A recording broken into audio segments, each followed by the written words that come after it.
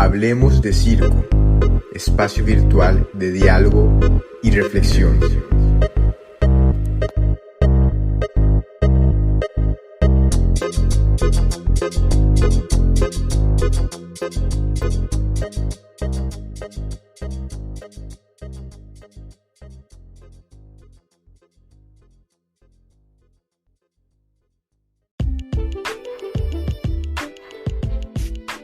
Capítulo 11 de Hablemos de Circo. En este momento nos encontramos con Ileana Ortega y hay un dato muy curioso de este encuentro porque hace meses, quizá 2 meses o quizá un poco más, no recuerdo muy bien, teníamos el acuerdo de grabar un podcast sobre Guatemala y el circo, pero llegamos a la conclusión de que a medida que lo que vamos a estar conversando, nos vamos a dar cuenta que no solamente hablar desde ahí, sino también sobre el concepto de inmigración, sobre el concepto de la identidad latinoamericana y también, ¿por qué no?, sobre la creación en circo. Pero, como lo hacemos en cada programa, me permito que las personas invitadas puedan presentarse para que los radioescuchas puedan saber quién es cada persona, aunque nunca hacemos la definición de quién es, sino que te puedas presentar solamente para que la gente te pueda conocer. Ileana. Pues gracias por este espacio. Yo soy Ileana. Todos mis amigos más cercanos me conocen como la Coloch. Soy Colocha. Soy guatemalteca. Y soy artista de circo. Soy bailarina de circo. La verdad yo digo que soy un artista del movimiento. Porque estoy como que me inspira, digamos, los artistas visuales, que se llaman artistas visuales, pero que recorren varios caminos de lo visual. Y yo he visto mi carrera un poco así, como yo soy un artista del movimiento porque me gusta moverme esencialmente, y me gusta también pensar el movimiento, me gusta también ver a los otros moverse, me gusta moverme con los demás también, no solo como un acto escénico o de entrenar, sino me gusta el movimiento. Y a partir de definirme un poco así, como artista del movimiento, pues sí, formalmente, aparte, hice la escuela de danza en Guate, desde que era niña hice la escuela, y luego me gradué de la carrera de danza contemporánea, que en realidad en Guatemala se llama danza contemporánea, pero es una formación en danza moderna. Y cuando me gradué comencé a trabajar en el Centro de Danza e Investigación del Movimiento en la Universidad Rafael Andívar en Guate, que es donde está la compañía Momentum en residencia. En residencia está esta compañía dirigida por Sabrina Castillo, que es mi profe de danza, sí, la mujer que más me ha inspirado como en el movimiento en Guate. Y luego de eso se me agotó la danza. Como se me agotó en el sentido de no técnico o artístico, creativo lo que estaba haciendo solamente, pero también se me agotó el ambiente profesional de danza. ¿Sabes? Cuando yo me gradué de la escuela y todas estas ideas de quiero bailar en una compañía y tal, era súper chavita aparte, y cuando llegó al mundo profesional era totalmente otra cosa. Yeah. Y pues no estaba dispuesta como a vivir esas cosas, como a vivir situaciones a nivel humano que no me hacían sentir bien, y dije bueno, ya está, y decidí, como vi al Mascota, que es uno de mis colegas en Guate, lo vi hacer telas y dije es por ahí, o sea no sé cómo, pero es por ahí, y fui a mi primera clase de telas y fue lo peor. O sea, pasé 3 meses sin poder subirme a la tela, era así como la más débil. ¿En qué año fue eso? Eso debe haber sido 2008, 2009. Ya. Sí. Y era así la más débil de todos. Y aparte, fui a esa clase de telas y me recuerdo que había un montón de b-boys. Entonces eran re fuertes. Y bueno, después de eso decidí que quería hacer más circo, que quería dedicarme a eso más, y me fui a vivir al DF, y ahí estuve entrenando con el Circo de Mente y trabajando con ellos, sobre todo, claro, hice otras clases en otros espacios y así, pero por sobre todo estaba en el Circo de Mente. Me mudé ahí cerca y entrenaba todo el día ahí, y poco a poco pues fui trabajando en las producciones que hicimos dirigidas por Andrea, ¿no? Sobre todo. Ahí pues normal, ¿verdad? Trabajar en el semáforo para vivir, hacer cualquier cosa en la calle, todas estas cosas. Y que alimentaban un montón también mi vida. Después decidí que quería volver a Guate porque quería que el movimiento en Guate sucediera, ¿no? Se profundizara. Volví a Guate y con mi colega Miguel, que es el que dirige ahorita la escuela de circo BATS, nos montamos de todo. O sea, montábamos encuentros en el parque, montábamos días de entrenamiento libre, celebramos el día del malabarismo, todo cualquier cosa. Claro. Y bueno, entrenamos un montón y luego yo quise hacer una escuela en Europa, o sea, como probando, ¿no? Entre sí, reforzar lo que pasaba en Guate, pero también quería hacer una escuela en Europa. Vine, hice una audición para entrar a la Vértigo, pero no pude volver porque no pude tener los papeles a tiempo, ¿no? Cuando volví a Guate, hacer la visa de estudiante y tal, o sea, en Guatemala era como imposible juntar tanta plata, tener los tiempos correctos para las visas y tal, y no volví. Ahí después de eso fue como súper duro para mí y decidí como, bueno, pues me quedo en Guate, lo que me toca y para arriba, ¿no? Entonces rentamos una casa grande y en esa casa grande comencé a dar clases para niñas. Era una casa grande, pero a la vez era bajita para poner una tela y bueno, hubo una ONG que se llama Caja Lúdica, que fue como la que empezó con todo el circo en Guate, o la que nos inspiró como más, o la que abría el espacio no solo para el circo, sino para otras cosas de arte. Yeah. Y ellos sacaron unas colchonetas porque se movieron de espacio. Entonces en mi casa había una bodega de colchonetas, una sala para entrenar pequeñita con tatamis, unas 2-3 telas colgadas súper bajito y tal, y ahí montamos algo. Después de un tiempo de estar ahí, como 2 años después, montamos la escuela de Circo BATS con mis colegas, con Pancho, Miguel, Fernando y yo. Montamos la escuela de Circo BATS, que hoy día tiene 4 años. Y ahí después, pues es un local pequeño y ahí se convierte también en foro.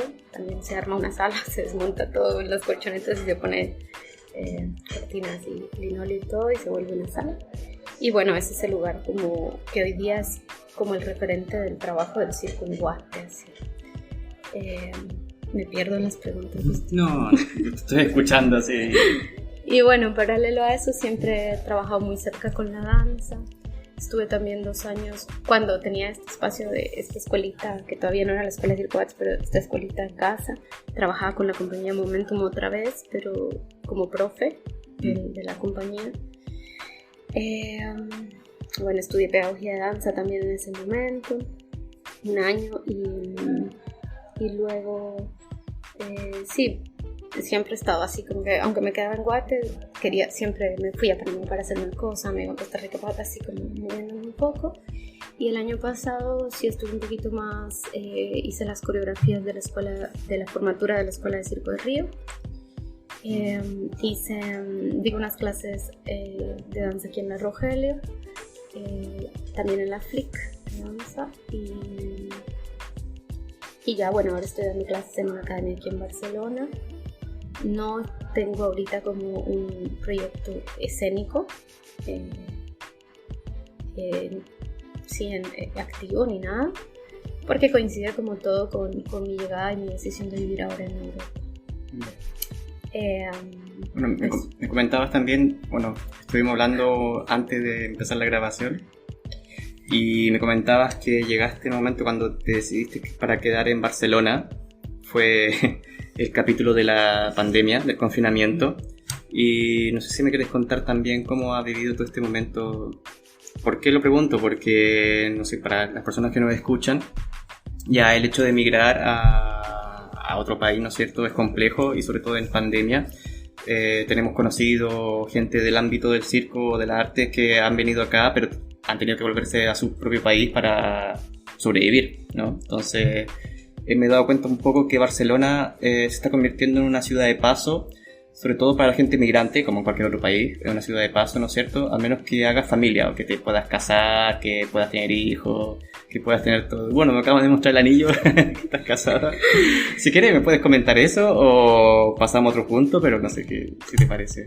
Pues nada, sí, decidí que quería vivir en Barcelona también como por estar con mi pareja y porque también, sí, todas estas ideas después de vivir en Guate, que no pasan muchas cosas de arte, no hay muchos intercambios, no hay muchos estímulos, no hay, claro, yo era la profe todo el tiempo, entonces tampoco tenía como profes o, bueno, sí, como esta vida más artística, pero en Guate sí hay vida artística, pero más del circo también. Entonces sí, decidí que quería venir y vivir aquí en Barcelona y llegué a finales de enero y claro, estuve un mes y medio y después cerraron todo. Y me he llevado a cuestionarme muchas cosas artísticas también, ¿no? La verdad es que sí he tenido el privilegio de estar aquí con muchas comodidades. Si hubiera estado pasado este tiempo en Guate, dijéramos que a nivel personal o de encierro propio, digamos, tal vez hubiesen sido las mismas condiciones, no hubiese sido tan difícil llevarlo, pero a nivel artístico sí que está siendo más difícil para mis colegas. Son súper creativos, se inventan un montón de cosas, están trabajando más juntos algunos que no estaban trabajando tal vez tanto juntos, están descubriendo cosas de esos encuentros también. Hicimos alguna campaña para recaudar fondos y sí, porque hay varios artistas que bueno, están trabajando mucho en la calle y con todo lo que eso implica en tiempos de pandemia, ¿verdad? Que es bastante delicado.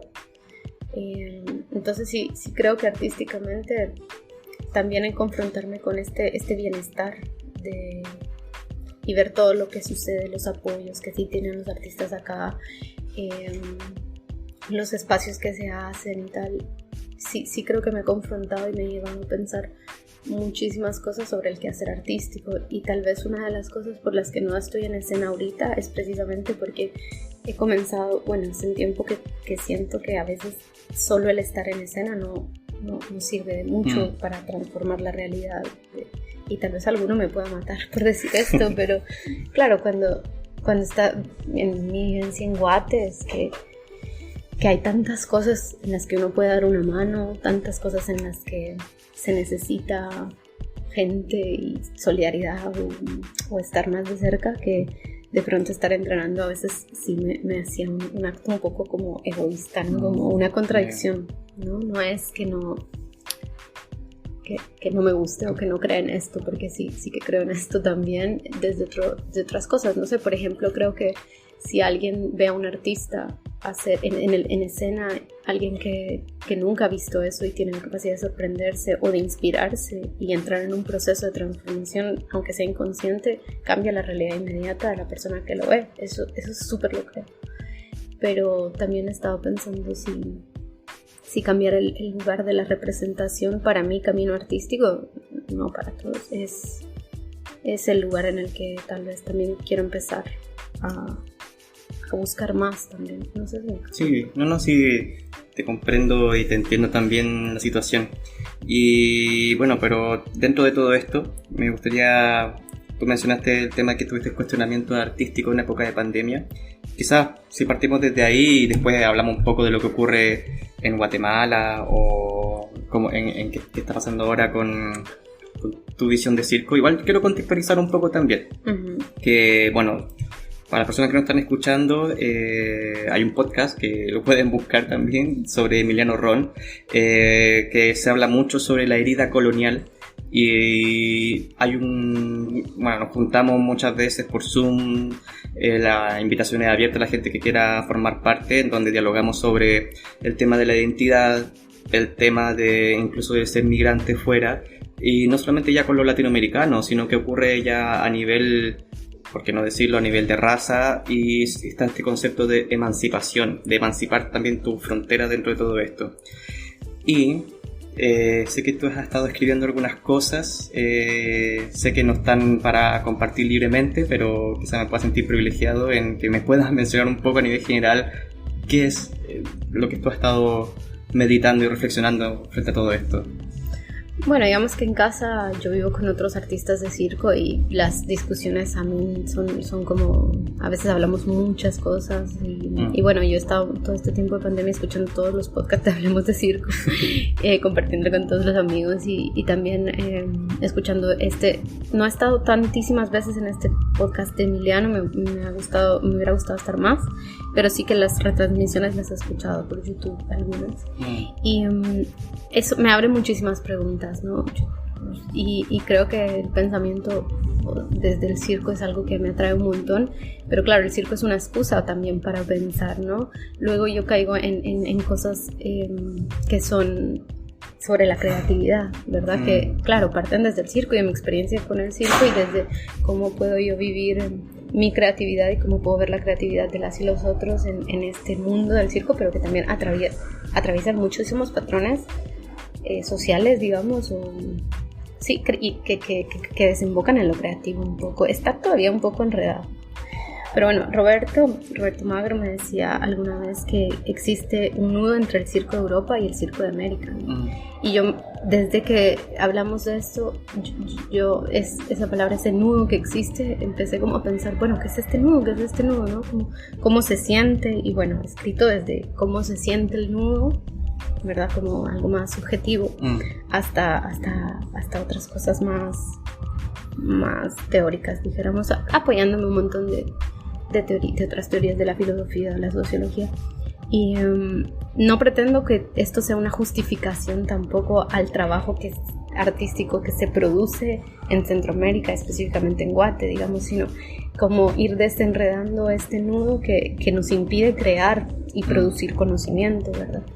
Porque finalmente el acto creativo es un acto de producir también conocimiento, ya sea saber desde el cuerpo o desde el pensamiento, o si nos gusta pensarlo así, del todo que somos, sin esa separación occidental, pero hay una incapacidad y hay una creencia instaurada en los cuerpos y en los procesos creativos en Centroamérica y en Guate de no poder hacerlo, ¿verdad? Y bueno, una realidad inmediata que te avalancha, que te cae encima, en la que necesitas sobrevivir día a día y que tampoco te permite tomarte el tiempo de pensar y de encerrarte sin preocupaciones a tener un momento creativo, ¿verdad? Y hay tantas cosas que están lastimadas, dijéramos, a nivel social, como la confianza, que para mí es una de las cosas que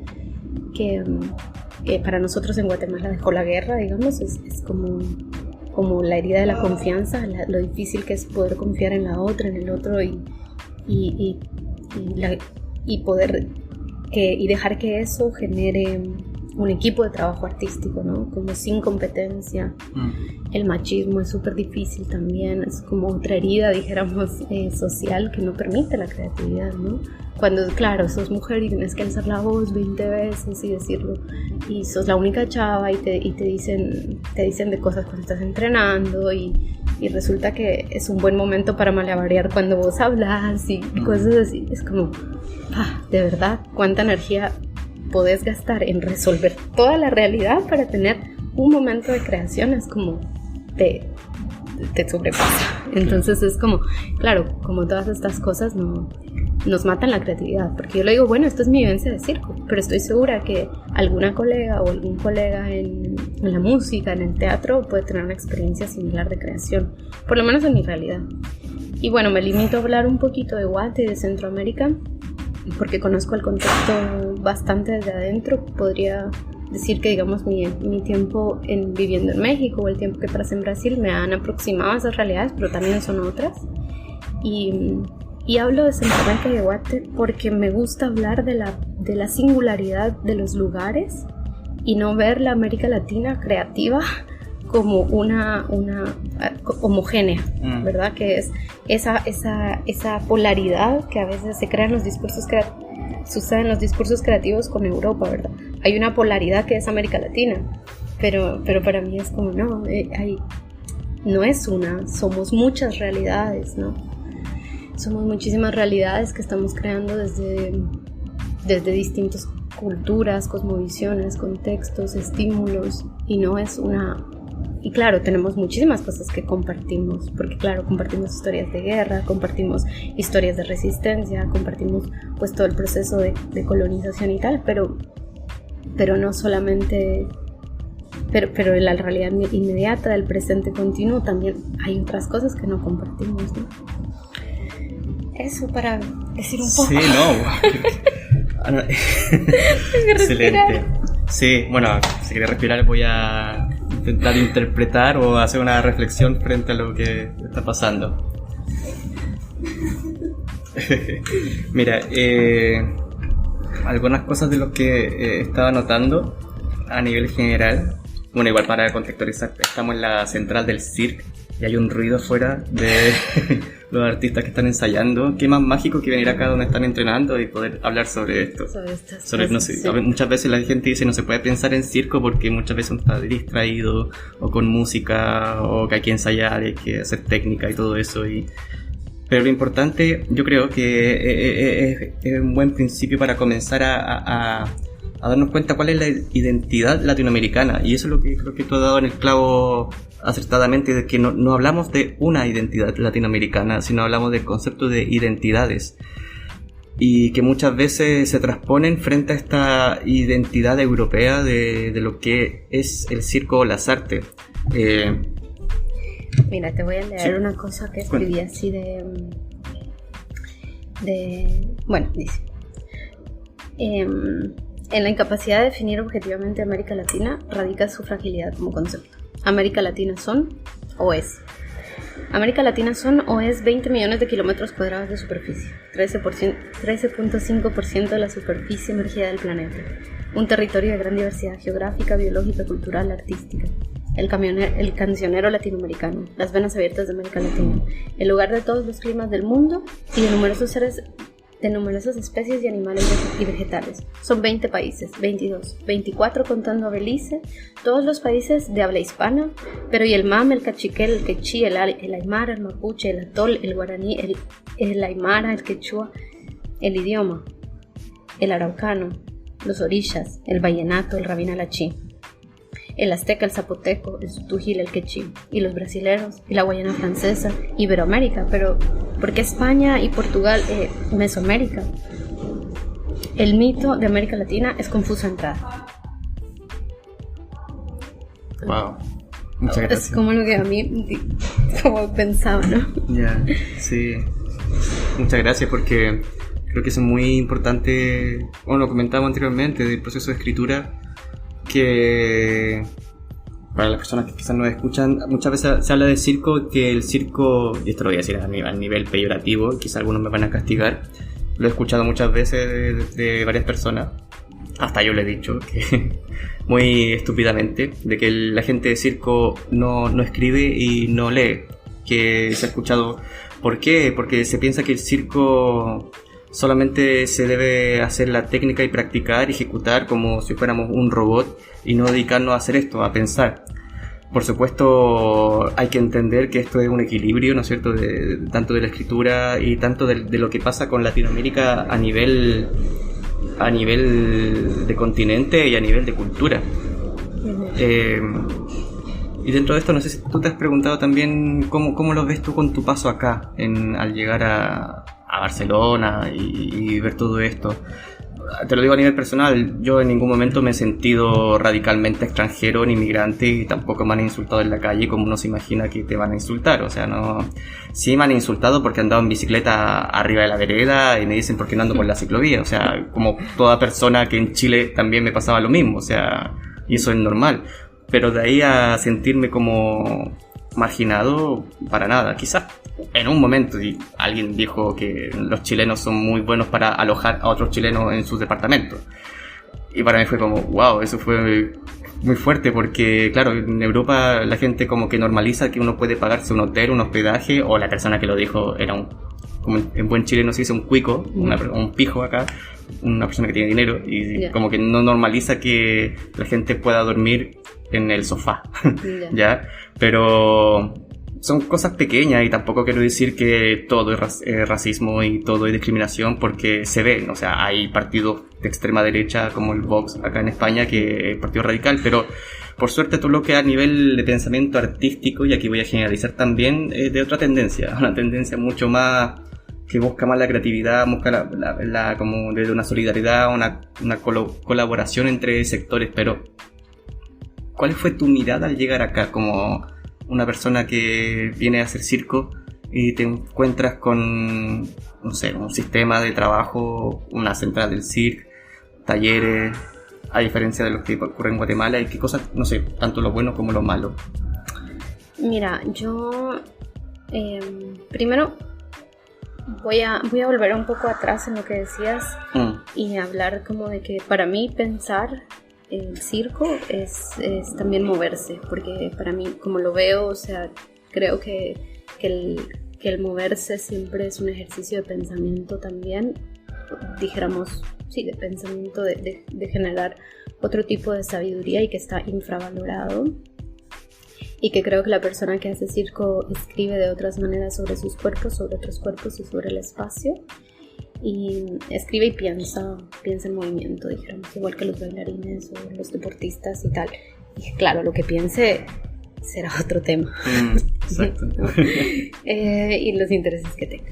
Bueno, pero quería decir eso. Y luego mi visión de llegar acá. A ver, yo creo que he sido bastante privilegiada en mi vida y bastante trabajadora como para poder venir a Europa más de una vez, para poder ir a otros lugares. Es algo que para muchas personas en Guatemala es mucho más difícil de lo que ha sido para mí. Reconozco también que he tenido personas que me han ayudado siempre en el camino. He tenido bastantes amigos. Yo siempre he dicho que para viajar no se necesita dinero, se necesitan amigos y amigas. Y bueno, Barcelona, la verdad, como artísticamente la desconozco, porque justo cuando decidí quedarme aquí y sumergirme en este universo creativo, en estos universos sí, que se crean aquí, en muchos sentidos del arte, bueno, pues todo se cerró y ahora hay como otras necesidades, otros protocolos, otras formas de creación y otras discusiones. Mi impresión cuando vine antes a Barcelona era como una ciudad en la que yo podía perderme tal vez a nivel sí, cultural y urbano, de artístico también. Y había el mito también de Barcelona, aquella ciudad donde hay muchas cosas en la calle, donde hay mucho circo, donde hay muchas artes, donde pasan muchas cosas, ¿no? Y claro, llegar aquí y darte cuenta que las naves están cerradas, que el campo laboral es difícil de entrar, dijéramos, de que hay tantos requerimientos para trabajar. Yo por suerte he encontrado algunas otras escapatorias, por no decir que he trabajado un poco en negro y porque todavía mis papeles no están listos, pero he encontrado esas y por eso digo que he encontrado a las personas justas. A nivel artístico, que ha sido uno de los choques más grandes para mí, es la sensación de que no sé cómo se escucha, pero es la sensación de yo vengo de Guate, de hacer de todo de Guate, de ser la directora de la escuela durante algunos años, sí, claro, tenemos poco, pero tenemos, ¿no?, de crear algunos espectáculos, de dirigir procesos formativos y tal, y con muchísimo deseo de compartir experiencia y de crear como, de tomar también, sí, de alimentarme para también compartir. Mis vínculos con Guate siguen siendo presentes en mi vida, entonces vengo así y resulta que ha sido como, bueno, hola, ¿no? Como no sé cómo explicarlo. No, se entiende. Es como, yo estoy segura que cualquier director de escuela europeo llega a Guatemala y no va a tener el recibimiento y las complicaciones laborales que yo he tenido al llegar aquí. ¿Me explico? Sí. Y claro, yo no puedo competir, yo no puedo decir que los alumnos de la escuela de Circo Bats están en un nivelazo de técnico, o que las propuestas artísticas son súper innovadoras, o que ya tenemos un universo, una identidad de circo. No, o sea, vengo de un lugar en el que casi no hay nada. Sí, es cierto, pero pero bueno, hemos construido cosas y es como muy fuerte sentir que esas experiencias aquí igual me reducen a nada, se reducen a nada o a casi nada, ¿no? Es como, claro, eso como artísticamente ha sido muy fuerte, ¿no? Uno llega como un desconocido acá, tiene que empezar de cero. Sí. Sí, empezar de cero y es esa es lo que me confronto. Cualquier artista, bueno, no cualquiera, pero muchísimos artistas europeos que pudieran llegar a América Latina tendrían otro recibimiento totalmente, una legitimación de per se, así ya incluida de su experiencia, de su conocimiento, no tendrían como que demostrar nada. Y yo constantemente tengo la sensación, tal vez, y tengo la sospecha, porque pienso, ¿son cosas que tengo incorporadas o cosas que pasan?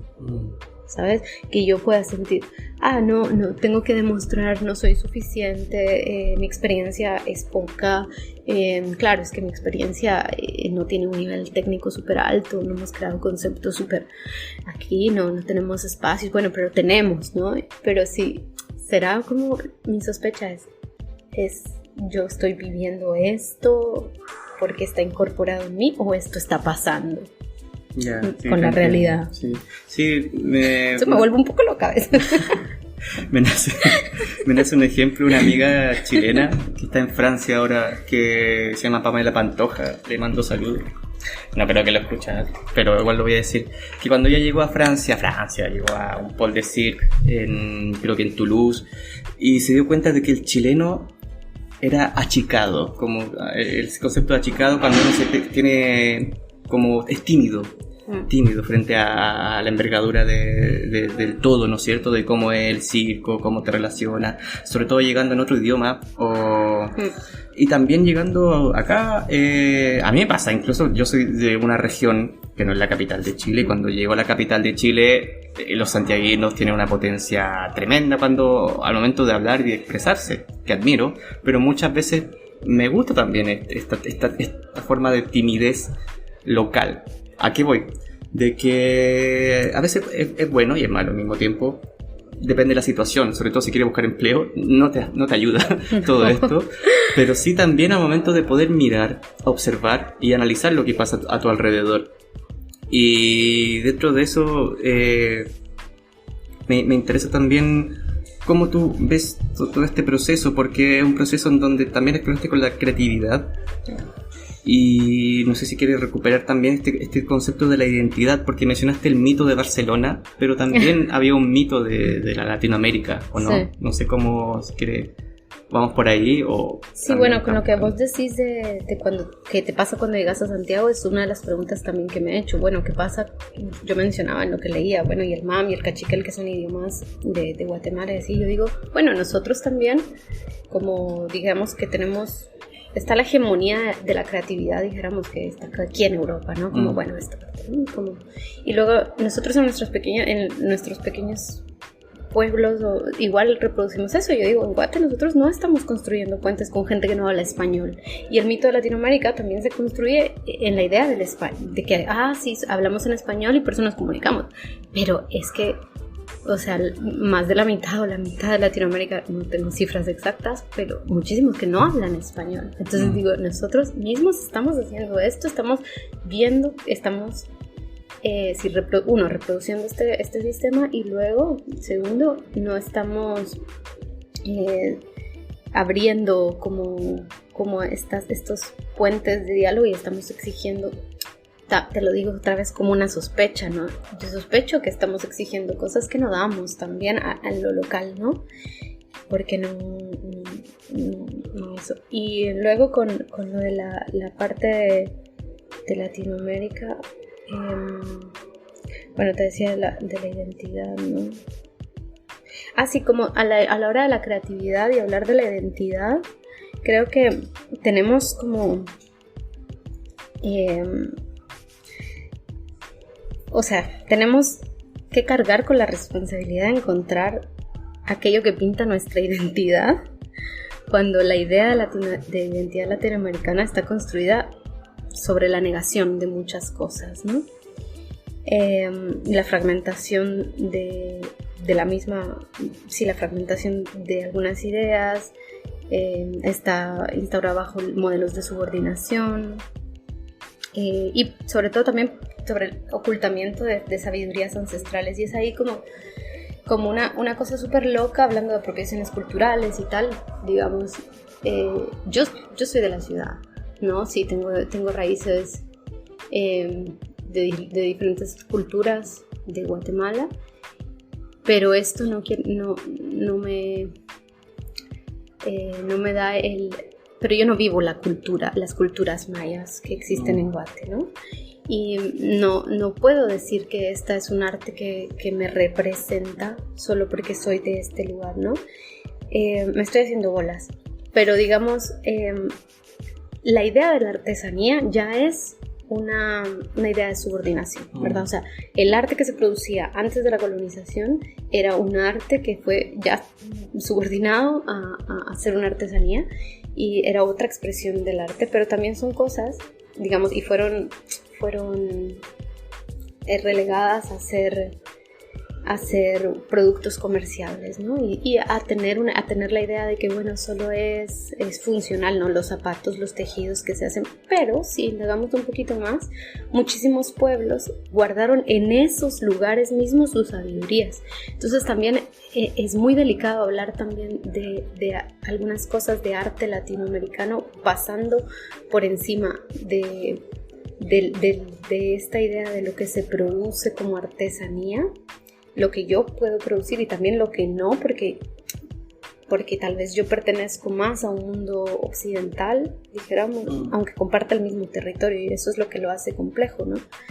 Yo digo, yo como cualquiera de nosotros, blancos, latinoamericanos, hispanohablantes, dijéramos, pero entonces, ¿cómo voy a construir una identidad sobre esto?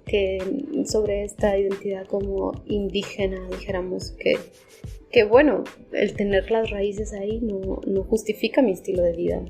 O sea, no por eso tengo que... Entonces dijéramos como, esta la identidad latinoamericana que si no podemos ser responsables de este mundo tampoco, que heredamos, ¿verdad? Que no elegimos y que muchas veces no construimos. Y encima tener que crear una identidad que sí, como latinoamericana o guatemalteca o tal, que se escape de estos discursos. No podemos crear una escena, no podemos tener un acto creativo que se escape de estos discursos, ¿verdad? Entonces, claro, entró en un montón de preguntas y contradicciones creativas, porque digo, bueno, yo no puedo escapar de esto, ¿no? Podría tal vez tejiendo otros puentes con otras culturas más locales, podría acercarme más a la gente, pero eso me aleja de mi entrenamiento, por ejemplo. Claro. Entonces es como... yo encuentro el circo una excusa. No hablo precisamente como de circo, sino encuentro en el circo las herramientas que me permiten pensar. No estoy queriendo solamente, porque también me conozco ignorante de muchísimas escenas, festivales, creaciones, cosas, porque apenas estoy llevando también un poco de... Sí, las cosas que suenan, pero también en Guate hay cosas que no puedo ver, muchísimos espectáculos que nunca pude ver, que no eran permitidos, no eran en mi región, no eran... ¿Te ha salido este mensajito en YouTube cuando dice este contenido no se puede reproducir en tu región? Bueno, a nosotros nos sale un montón. Wow, ya. Entonces, sí, no hay cosas que bueno, no puedo decirte que sé que soy una conocedora de lo que está pasando en el circo tal hoy día, pero sí sé que el circo es lo que a mí me ha permitido pensar en todas estas cosas y tener como un punto de referencia para pensar en esto. Qué bien, porque, bueno, respetando varios conceptos que he podido hablar dentro de todo esto, más al micrófono, que yo me escucho mal. Ay, perdón, me alejo, es que No, tranqui, sí, soy yo el que habla mal. Creatividad e identidad, en un momento estuvimos hablando, pero no solamente eso, porque, mira, a mí me pasa dentro de mi experiencia, yo que crecí en una ciudad urbanizada, se supone, con internet,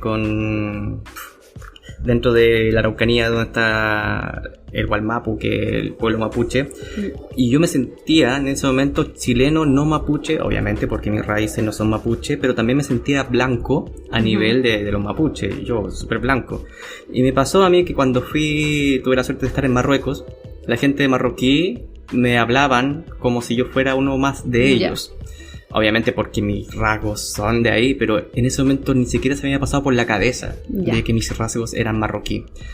¿Qué pasó? Que obviamente no soy este blanco europeo que con apellido y todas esas cosas, pero dentro de Chile me siento como privilegiado dentro del espacio, y eso no quiere quitar también de que aquí no me sienta privilegiado, no, sino que a nivel también de consumir cultura, de consumir arte, de consumir muchas cosas. Pero después me hago la pregunta dentro de todo esto, que esta problemática de la ciudad, de la raza y de la identidad latinoamericana, ¿cómo se ve dentro del circo todo esto? Porque lo hablamos a nivel de artesanía, por ejemplo, ¿no es cierto? Que se convierte en un producto, y que el circo en Latinoamérica también se ha convertido en un producto, y que a mí me encanta que el circo sea también algo que yo pueda consumir en familia, con los niños, con un folclore también, pero no encerrarlo en ese concepto, porque hay mucha gente que dice mientras los niños existan, el circo va a existir, porque el circo es para los niños, pero el circo que se hace hoy en día, o la necesidad de aquí a futuro, está rompiendo estos esquemas también. Hay una juventud que busca un lenguaje mucho más contemporáneo, mucho más performático. En Hablemos de Circo hemos estado buscando también esta identidad latinoamericana, y nos hemos dado cuenta de que está por construirse, que no existe la identidad de un circo latinoamericano hoy en día. Hay un circo tradicional precioso, pero que eso no conforma el pensamiento de un circo latinoamericano que se está desarrollando o reflexionando. Entonces, estas problemáticas obviamente no tienen una respuesta clara, porque si lo tuvieran, el mundo se acabaría, ya, para empezar. Si no tuvieran, no estaríamos entretenidos pensando. Exacto, y esto es lo lindo de poder pensar, ¿no es cierto? ¿Y qué pasa con todo esto? A nivel de circo. Porque yo he escuchado afirmaciones de mucha gente de todo tipo, que el circo no se piensa, ¿no es cierto? Que dejen al circo con la familia, o no se metan con el circo, que es de nosotros, como si fuera propiedad privada.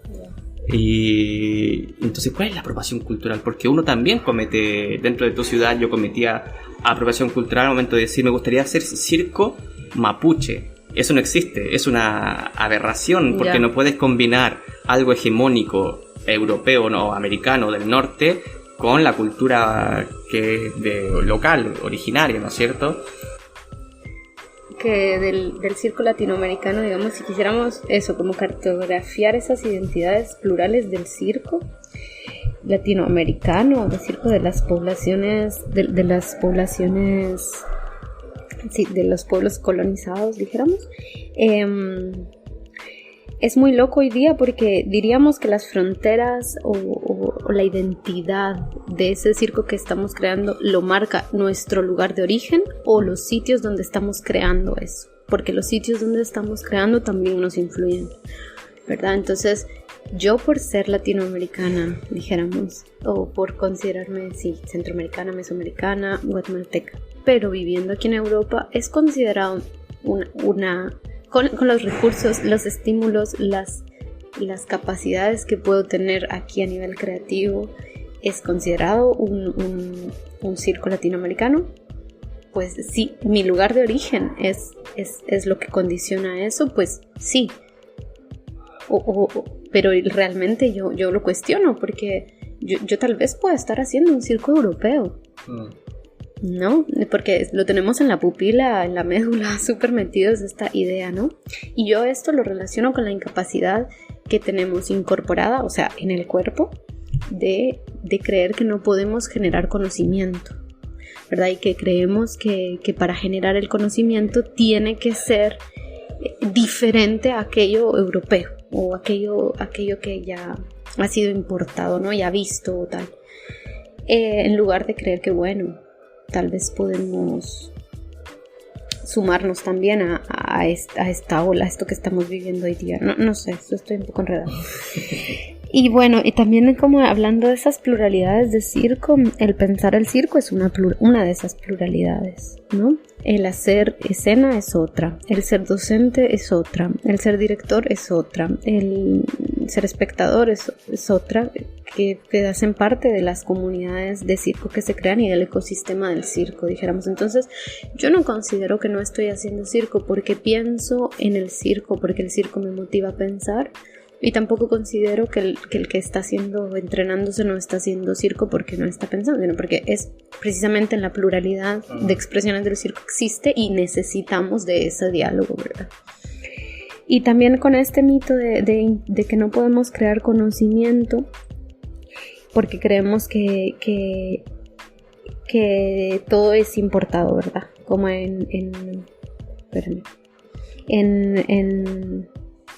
en todas las cosas que nos trajo la colonización, también nos trajo esta idea de que la sabiduría llega, es importada. Entonces dijéramos que yo pertenezco a un movimiento de circo en Guate que tiene 20 años, súper joven, o sea, no tenemos muchísimas cosas desarrolladas, tenemos grandes caminos abiertos y grandes retos y tal, pero bueno. Entonces nuestros cuerpos encarnan como la idea de que el conocimiento es algo foráneo, ¿verdad? Algo que se produce y se reproduce en los lugares de poder y de acceso al conocimiento. Encarnar estas ideas significa que los lenguajes artísticos con los que nos comunicamos son siempre importados, ¿verdad? Y son sistematizaciones del conocimiento creadas en otros lugares elitistas y en lugares lejanos de nuestras propias realidades, ¿verdad? Entonces, digamos que tenemos también instaurado que la idea de que un conocimiento es válido es porque viene de un lugar de poder. Exacto. Sí. Entonces dijéramos, yo que me coloco en un lugar subordinado porque es algo que tengo metido, yo, como decir cualquiera, que lo sienta así. Claro, yo no voy a creer que cree algo, yo no voy a empoderarme de una pieza por muy fácil que sea a nivel técnico, digamos, europeo. Si no considero que, ¿cómo es? Si el lugar del poder que tiene el poder de la creatividad debe legitimar mi trabajo para que yo lo crea.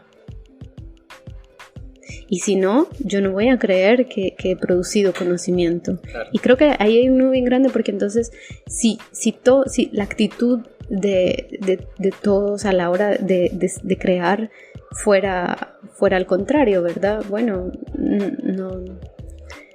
no tendríamos que esperar esa legitimación del lugar de poder. No tendría yo que esperar que la central del circo, que alguien aquí en Barcelona reconozca mi trabajo y me ponga en el mejor escenario, sino, bueno, soy yo quien debo reconocerlo. Pero ¿cómo se hace eso? No me lo pregunto. O sea, ¿cómo se hace? Al contrario, no lo sé muy bien. Sí, pero igual es curioso lo que tú mencionas, porque eso a nivel de la emancipación, ¿por qué no?, del propio artista, que no necesita ser como abordado por la necesidad del sistema ni tampoco por la necesidad del mercado, que finalmente el concepto de arte, o sea, considerando primero que el circo, la definición principal del circo es arte y no es un producto. Uh-huh. Es parte de eso también, pero es arte a nivel que el teatro, que la danza, que la pintura, que la música. Entonces se debe pensar desde ahí también. Y cuando tú mencionas todo esto también de que finalmente si esto ¿qué ocurre con el circo principalmente? A mí igual me preocupa en un principio que cuáles es los parámetros que nos ponemos para pensar al momento de crear, ¿no es cierto?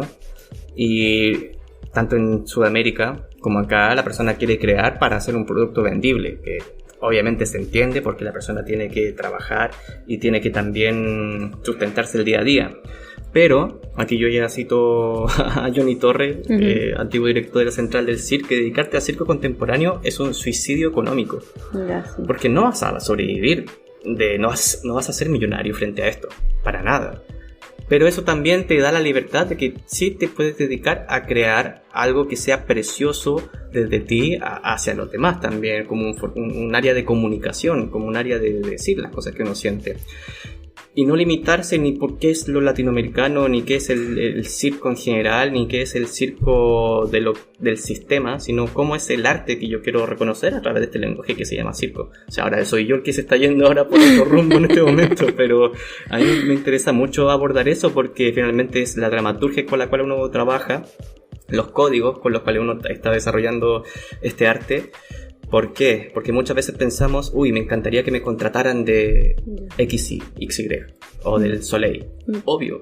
Si yo cuando era pequeño y veía circo, veía estos grandes formatos y decía, este es el circo del mundo. Yes. Y hasta darme cuenta, ver artistas, no sé, como Fia Menat, una artista transexual que cambia de género dentro de esto y desarrolla el circo a través de hielo dentro de sus propósitos, o no solamente ellos, sino que en Latinoamérica también ver artistas que hacen calle y se dedican a eso, y están en Europa dedicándose a eso mismo, y chilenos, argentinos, colombianos que están, esto ves que están haciendo un producto porque ellos lo aman principalmente, no porque quieren estar dentro del mercado y ser contratados por una gran empresa. Ojo también, que no quiero decir que ese es el camino, no, que el camino es el que uno se propone dentro del deseo como artista y a nivel de creación de arte, creo yo. ¿Por qué lo digo? Es que ahora estoy leyendo un libro de la estética del oprimido, de Augusto Boal, que es su último libro, que él hace la pedagogía del oprimido, pero él habla de la estética, a nivel de lo sensible, qué es lo que percibimos de la obra de arte. Entonces él habla que el teatro, él no habla más de teatro, sino que habla de estética, porque quiere que el ciudadano oprimido por este opresor pueda liberarse a través de la sensibilidad, a través de la estética, del arte, de crear. Y ahí con eso, no sé mucho más de lo que estás leyendo, igual, bueno, sé un poquito de lo que él hacía, pero siempre está este conflicto para mí que creo que no siempre está en Europa, tengo la sospecha que no siempre está en las expresiones artísticas europeas, pero digo, soy un poco ignorante aún de eso, pero en América Latina creo que sí hay conflictos entre la ética y la estética, grandes, ¿no? Como lo que es ético y es estéticamente válido, o lo que es, estéticamente, lo que es éticamente correcto, dijéramos, claro. Y dijéramos, yo creo que en el circo, en América Latina, o en los pueblos colonizados de América, para ir quitando como esa idea de América Latina homogénea. Unidad. Lo que sucede es que ahí hay como una gran incredulidad del valor que puede tener el circo, porque claro, como que las estéticas propias que adopta el circo, como muchísimas veces no responden a una realidad inmediata, sino responden a patrones importados, crea distancia, dijéramos, ¿verdad? Entre los discursos el abordar los temas, o sí, las cuestiones éticas sociales, ¿no? No sé, en Guate, por ejemplo, han habido, yo tengo muy buenos amigos de teatro y hay tensiones entre, ¿no? Porque en Guate se hace mucho teatro político, pero un montón, ¿no? Sí. Entonces, y mis amigos más cercanos de teatro, pues se dedican a ese lugar del teatro y sí, como que es como, no, pero es que los de circo, ¿por qué no hablan de estas realidades, de estas cosas, ¿no? Solo quieren entrenarse a ser guapos, tener un cuerpo. Y claro, no es solamente eso, pero también nos hacen falta palabras para decir qué otra cosa es, o tal vez tiempo para pensarlo, para investigarlo, para moverlo, tal. Entonces eso de la estética me parece súper... Sí, te lo voy a pasar. Un otro nudo. Sí, yo lo descubrí, obviamente uno va a la librería a mirar el libro y a veces sales con uno que te abre la cabeza. Cometo el error ahí de comprarlo y gastar mucho dinero. Sí, eso que bueno, pero yo me dedico a estudiar esto, así que me obligo.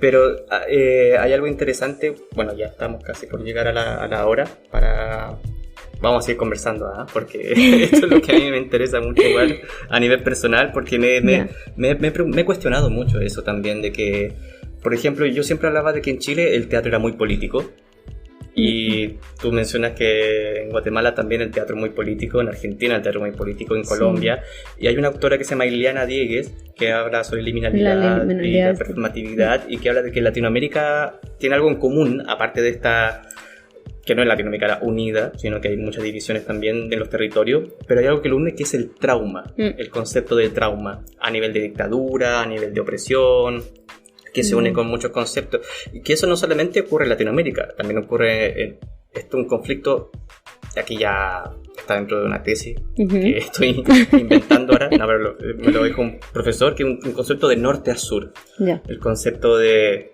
y en ejemplos de circo, lo que ocurre en Europa del Norte y cómo baja esto al sur, y lo que ocurre en Montreal y cómo esto baja al sur. Entendiendo también que Australia, que a pesar de que esté al sur, es un concepto de norte a nivel de la colonialidad británica y todo el desarrollo que tienen como país. Entonces, y alguien me decía, sí, tiene que haber un circo político, pero es que no necesariamente tiene que ser de categoría política o ingenuamente político, creo yo. O tiene que ser en el escenario. O tiene que ser en el escenario, claro, porque sino que, que la política está en todo y depende de cómo es el accionar.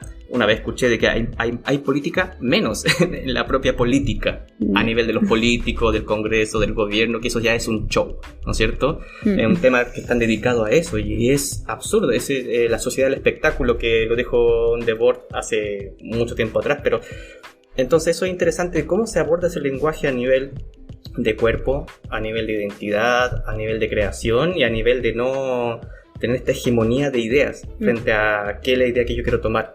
Por ejemplo, tomo el caso de una residencia que estuve ayudando a un amigo, que él quería hacer Cirque du Soleil. Entonces reflexionábamos sobre ese asunto de presentar algo absurdo referente a este muchacho que tiene su sueño de ir al Cirque du Soleil. Y colocamos Cirque du Soleil aquí en la central del cirque, donde la gente lo escuchó. Y fue como... Y el Johnny se me acercó y dice, ¿por qué colocaron un Cirque du Soleil? ¿No? Esa cosa horrorosa que se escuchó para provocar. Porque finalmente, ¿cuál es la provocación final? Que hagamos todo performance y que nos aplaudamos y seamos todos bonitos. No, la provocación artística va dentro de eso, de lo que se odia finalmente, o de lo que se aborrece. Y eso que se aborrece es muchas veces puede ser al otro. Ya me identifico al otro como el vagabundo, la prostituta, el odio, ¿no es cierto? O la intolerancia, entendiendo también que hay que aceptar ser intolerante frente a cosas como el fascismo, la muerte y todo eso. Bueno, me voy por un mundo, pero me permito tomar esos puntos para... Bueno, porque hablando... Sí, para ir reflexionando frente a esto, el tema de la problemática latinoamericana en el circo. Fíjate que lo que decís que dice Ilana de lo del trauma, yo pienso también que el trauma justo de la represión histórica sí que lo compartimos y bueno, es ese trauma que reprime las sabidurías primero, ¿verdad? Y que impone, ¿verdad? Otras creencias y sobre esas otras creencias lo que es válido o no válido, bueno, aceptado también, ¿no? Entonces, la inseguridad, como el miedo y la represión que vive como en el centro como del reclamo de la identidad, ¿no? El miedo a expresarme, porque claro, es un miedo que encarnamos al entender que si decía lo que me pertenecía, pues podía morir o podía poner en riesgo a los míos, ¿verdad? O sea, por eso sí creo que expresar algo en América Latina es subversivo muchas veces, porque no solo, tal vez no por lo que estás diciendo o por el discurso político que puedes tener siempre, sino porque hay una creencia instaurada que estás en riesgo al expresarte, y por eso creo que hay como ese nudo de la creatividad, ¿verdad? Y bueno, creo que esa es una cosa que hay que desmontar primero para comenzar a crear, ¿no? Y crear, me refiero en circo, me refiero a espacios, me refiero a espectáculos, me refiero a pedagogías, me refiero a investigaciones. O sea, crear desde el circo es una pluralidad de cosas, ¿no?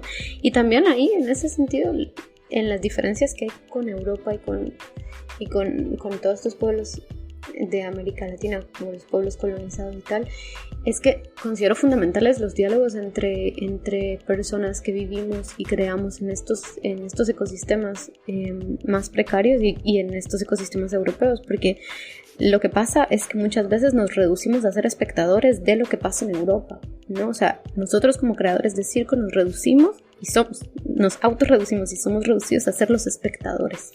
Entonces, en la medida que del otro lado del charco no se abre el diálogo y la necesidad, o no solo la necesidad, sino la inquietud de voltear a ver y de prestar atención tanta como nosotros hemos prestado a su historia, de prestar esa atención de vuelta, no va a haber como... Si no se crea ese diálogo, pues la verdad es que vamos a seguir siendo un poco invisibles, ¿no? Eso creo que es fundamental para cambiar las formas de creación de circo, y bueno, también reconocer que la precariedad y las cosas que encarnamos no son una responsabilidad de los artistas, ¿verdad? O sea, todas las responsabilidades que tiene el Estado al robarse dinero, al no hacer los programas, a toda la represión que puede haber y tal, también son cosas que digo, bueno, no es mi responsabilidad. También quitarnos cargas que nos impiden la creatividad, porque pensar que yo soy la responsable de que Guatemala no tenga un espacio de circo, claro, se me viene el mundo encima, pero sí también puedo ver que hay un Estado incompetente, que hay una ausencia de fondos, que todo el montón de cosas que hay alrededor. Digo, bueno, pues esto no me pertenece, y qué sí me pertenece o qué sí quiero decir, ¿no? En mi creación, encarnarla y ponerla así a dialogar con otro. Pero claro, para dialogar necesitamos un interlocutor. Y si no hay nadie interesado, pues tampoco es mi problema. O sea, y lo digo. Si no me quieren escuchar, es que no. Sí, qué bien escucharte y bueno, a reflexionar sobre esto de que se llama circo. Bien, volvemos.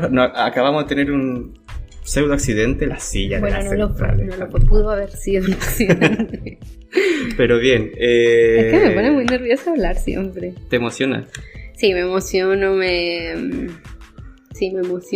pongo nerviosa porque también a veces digo, ay, porque tengo tantas cosas, tantos míos encarnados. No, pero es normal, imagínate yo que me siento como pseudo locutor y tengo que estar improvisando todo esto, pero es que es necesario hablar de circo. Sí. Es necesario, o sea, si esto no existe, ¿quién lo va a hacer? Como lo que tú dices, pues si, por ejemplo, en Chile hay una asociación gremial que se hace cargo del circo en chileno, pero estuvo abandonado muchos años, hasta que tiene que llegar alguien y tomarlo, y ese alguien que fue la Claudia, que llegó de Barcelona, llegó a Chile y tuvo que tomar la rienda porque venía con el ejemplo de acá de la APCC. Y pasa que uno de repente no es que sea el elegido ni nada de eso, es como tienes que empezar a dudar si no hay circo en tu territorio, porque es tu problema también, o quizá el problema de uno, o sea, si me lo pongo yo, entonces uno tiene muchos sueños e ideales de poder transmitir muchas cosas. Pero aquí voy, que a mí en principio, y esto ya para ir cerrando, me quedo con otra persona que es la Len, que Biyu de Chile, que él habla de un solo circo, del concepto de circo como arte, aquí la variedad y categoría, entendiendo el tradicional. En Chile se celebra ahora el Día del Circo Chileno, pero muy tradicional, muy de derecha, ¿por qué no decirlo de derecha? A diferencia de este nuevo circo, pero todos conviven o se intenta convivir dentro de un mismo núcleo, porque finalmente el circo en Latinoamérica es un sistema precario. Y eso hay que asumirlo, o sea, eso hay que darte cuenta de que es precario. Y que acá también, o sea, que aquí también hay un problema de precariedad. Y a nivel de la ópera, de la filarmónica, de los grandes teatros también y de otras cosas. O sea, el circo también no tiene mucha cabida. Sí, con su realidad, o sea, inmerso en esta realidad como más privilegiada, digamos, pero dentro de esta realidad privilegiada, en la precariedad. En la precariedad, exactamente. Sí. Así que eso, Ileana, muchas gracias. No sé si quieres agregar algo más dentro de esto para ya ir cerrando, dentro de toda esta conversación que hemos tenido, algo que no se te quede en el tintero, después va a decir, uy, ¿por qué no dije esto? No, pues yo creo que estoy como desenredando muchas ideas, que tal vez hoy hablé cosas que no había tenido un interlocutor y te agradezco mucho eso. Y nada, pues espero como poder seguir desenredando algunas cosas, que me parece que me interesa mucho este camino. Y nada, pues si alguien más quiere platicar, pues platicamos. ¿Cómo te encuentran en internet? Instagram, Facebook. Ile Colochi. Ile Colochi. Ile como Ileana, Colochi como me dicen mis amigos más cercanos. No, como me conocen todos, la verdad. Solo aquí en Europa no me dicen Colocha, pero de ahí entonces. Entonces ahí me pueden encontrar y platicamos. Genial. Oye, me encanta gracias. El café, así que... Ya, perfecto. Para poder ahí, bueno, yo sé que algunos van a estar escuchando acá, le mandamos saludos a toda la gente que nos va a escuchar. Un besito a mi mamá. Un besito a la familia, a los amigos también. Y bueno, para más dudas pueden comunicarse a hablemosdecirco@gmail.com si quieren aportar o dar información o contradecirnos. Bienvenido sea el Pensar Circo y bueno, muchas gracias. Hasta pronto. A ti.